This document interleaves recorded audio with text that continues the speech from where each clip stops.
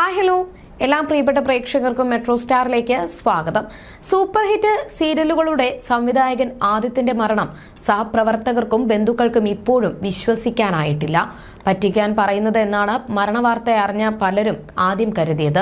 കാരണം ഷൂട്ടിംഗ് സെറ്റിൽ നിന്നും അവസാനമായി പോകുമ്പോൾ പോലും നാളെ കാണാമെടാ എന്ന് പറഞ്ഞു പോയ ആളാണ് ആദിത്യനെന്നാണ് സാന്ത്വനം താരങ്ങൾ അന്ന് പ്രതികരിച്ചിരുന്നത്. ഹൃദയാഘാതത്തെ തുടർന്നായിരുന്നു ആദിത്യന്റെ വിടവാങ്ങൽ. ആശുപത്രിയിൽ എത്തിച്ചപ്പോഴേക്കും മരണം സംഭവിച്ചു എന്നാണ് സഹപ്രവർത്തകർ പറഞ്ഞത്. സാന്ത്വനം പരമ്പര സൂപ്പർ ഹിറ്റായി TRP റേറ്റിംഗിൽ മുൻപിൽ നിൽക്കുമ്പോഴാണ് ആദിത്യൻ മരണമടയുന്നത്. അദ്ദേഹത്തിന് 2 മക്കളാണുള്ളത്. ഭാര്യ രോണു ചന്ദ്രൻ. സോഷ്യൽ മീഡിയയിൽ അത്ര ആക്റ്റീവ് അല്ലെങ്കിലും മിക്ക വിശേഷങ്ങളും രോണു പങ്കിടാറുണ്ട്. ഇപ്പോഴത്തെ രോണുവിന്റെ ഒരു പോസ്റ്റാണ് സോഷ്യൽ മീഡിയയിൽ ശ്രദ്ധ നേടുന്നത്. ഒരാളുടെ കഴിവിന്റെ അംഗീകാരം. വർഷം 1.5 ഇപ്പോഴും അവാർഡുകൾ ഭദ്രമായി തന്നെയുണ്ട്. ചിത്രങ്ങൾ പങ്കിട്ടുകൊണ്ട് രോണു കുറിച്ചു. അതിന്റെ താഴെ മക്കളുടെ സ്കൂൾ ഗ്രൂപ്പ്സ് ഫോട്ടോസും സ്ഥലപരിമിതി കാരണം അത് അലമാരയിൽ വെച്ചു. സൊമാറ്റോ ബാഗ് ഒരിക്കൽ ഞാൻ ആ ഡെലിവറി ജോലിക്ക് പോകാൻ വാങ്ങിയതാ. അതിലുമുണ്ട് മക്കളുടെയും ചേട്ടന്റെയും സ്കൂൾ കോളേജ് കാലത്തിലെ ചെറിയ ട്രോഫികൾ. രോണു കുറിച്ചു. ഇന്നും അദ്ദേഹത്തിന്റെ ഓർമ്മകളിൽ വേദനയോടെ കഴിയുകയാണ് രോണു. ഒപ്പം കുടുംബത്തിന്റെ ഉത്തരവാദിത്വം മുഴുവൻ രോണുവിന്റെ ചുമലിലും. രോണുവിന്റെ പോസ്റ്റിൽ നിന്നും കുടുംബത്തിന്റെ ഉത്തരവാദിത്വം ഏറ്റെടുക്കാൻ വേണ്ടി രോണു എത്രത്തോളം കഷ്ടപ്പെടാൻ തയ്യാറാണെന്ന് വ്യക്തം. അവാർഡുകൾ ഏറെ വാരിക്കൂട്ടിയ പരമ്പരയാണ് സാന്ത്വനം. രജപുത്രയുടെ ബാനറിൽ ഒരുങ്ങിയ പരമ്പര വാനമ്പാടിയുടെയും അമരക്കാരനായിരുന്നു ആദിത്യൻ. തമിഴ് സീരിയലിന്റെ റീമേക്കാണ് സാന്ത്വനം. അതിനെ മലയാളത്തിലേക്ക് എത്തിക്കുമ്പോൾ അതിന്റെ മുഴുവൻ ക്രെഡിറ്റും ആദിത്യന് ഉള്ളതാണെന്നാണ് സഹപ്രവർത്തകർ ഇപ്പോഴും പറയുന്നത്. ശിവാഞ്ജലി പ്രണയത്തിന്റെ സ്വീക്വൻസുകൾ അത്രയും മനോഹരമായിട്ടാണ് ആദിത്യൻ പ്രേക്ഷകരിലേക്ക് എത്തിച്ചത്. കുടുംബ ബന്ധങ്ങളുടെ കഥ ഇത്രത്തോളം ആഴത്തിൽ വിവരിക്കുന്ന ഒരു സംവിധായകൻ ഉണ്ടോ എന്ന് ആദിത്യന്റെ സീരിയലുകൾ കാണുന്ന ആർക്കും തോന്നിപ്പോകും. ഒരു സിനിമാ കഥയെ വെല്ലുന്ന രീതിയിലുള്ള ജീവിതമായിരുന്നു അദ്ദേഹത്തിന്റേതെന്ന്. വെല്ലുവിളികൾ നിറഞ്ഞ ജീവിതത്തിൽ ഒരു സമയം മുതൽ ആദിത്യനെ കൈപിടിച്ചുയർത്തിയത് നടി ചിപ്പിയും ഭർത്താവും നിർമ്മാതാവുമായിരുന്ന രഞ്ജിത്ത് രജപുത്രയുമായിരുന്നു. ആദിത്യന്റെ ഭാഷയിൽ പറഞ്ഞാൽ അദ്ദേഹത്തിന്റെ കൺകണ്ട ദൈവമാണ് രഞ്ജിത്തും ചിപ്പിയും. കാരണം വെല്ലുവിളി നിറഞ്ഞ അദ്ദേഹത്തിന്റെ ജീവിതത്തിൽ എന്നും താങ്ങായി തണലായി നിന്ന ആളുകളാണ് ഇവർ രണ്ടുപേരും.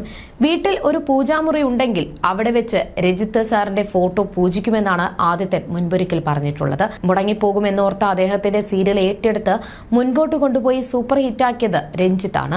ആ സമയത്തായിരുന്നു ആദിത്യൻ ജീവിതത്തിൽ ഏറ്റവും കൂടുതൽ അധികം വെല്ലുവിളികൾ നേരിട്ടത്. രോണുവുമായി പ്രണയവിവാഹമായിരുന്നു ആദിത്യന്റേത്.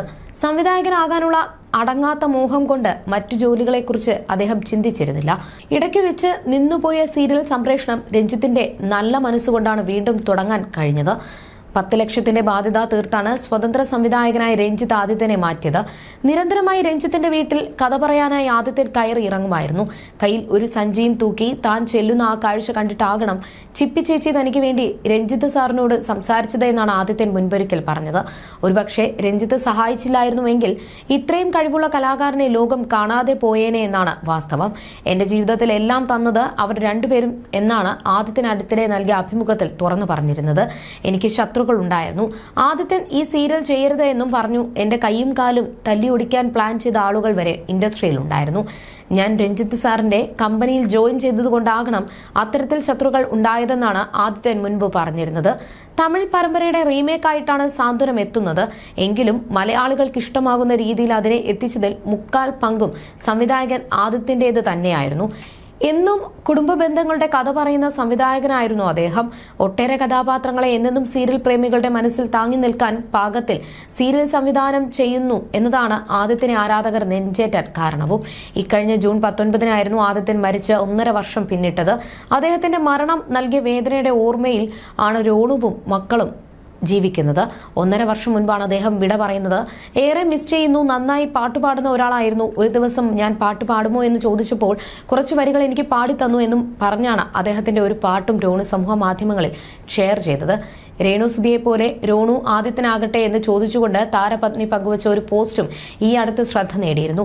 അവാർഡുകൾ ഏറെ വാരിക്കൂട്ടിയ പരമ്പരയാണ് സാന്ത്വനം. രജപുത്രയുടെ ബാനറിൽ ഒരുങ്ങിയ പരമ്പര വാനമ്പാടിയുടെയും അമരക്കാരനായിരുന്നു ആദിത്യൻ.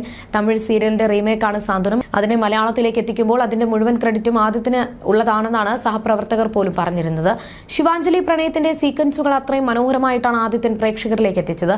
സാന്ത്വനം ഒരു 1000 എപ്പിസോഡ് വരെ പോകണമെന്ന് ഇനി തനിക്ക് അതിയായ ആഗ്രഹമുണ്ടെന്ന് മുൻപൊരു അഭിമുഖത്തിൽ ആദിത്യൻ പറഞ്ഞിരുന്നു. എത്ര കാലം പോകുമെന്നൊക്കെ എല്ലാം ദൈവത്തിന്റെ കയ്യിലാണ്. പോകുന്നിടത്തോളം പോകട്ടെ എന്നായിരുന്നു ആദിത്യൻ പറഞ്ഞ വാക്കുകൾ. അതേസമയം തന്നെ നല്ലൊരു സിനിമാ കഥയും ആദിത്യന്റെ പക്കൽ ഉണ്ടായിരുന്നു. മെഗാ സീരിയൽ സംവിധാനം ചെയ്യുന്ന ആള് ബിഗ് സ്ക്രീനിലേക്ക് എത്തിയാൽ ഉണ്ടാകുന്ന പ്രശ്നങ്ങൾ കണക്കിലെടുത്ത് അത്തരം പരാതികൾ ഉണ്ടാകാതെ ഒരു സിനിമ എത്തിക്കാനായിരുന്നു അദ്ദേഹം ലക്ഷ്യം വെച്ചത്.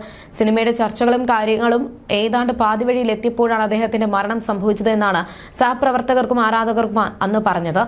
കൊല്ലം അഞ്ചൽ സ്വദേശിയാണ് ആദിത്യൻ. ഏറെക്കാലമായി തിരുവനന്തപുരത്ത് പേയാട് ആയിരുന്നു താമസം. പുതിയ വീടിന്റെ പണികൾ നടന്നു വരുന്നതിനിടയിലാണ് അദ്ദേഹത്തിന്റെ മരണം സംഭവിച്ചത്.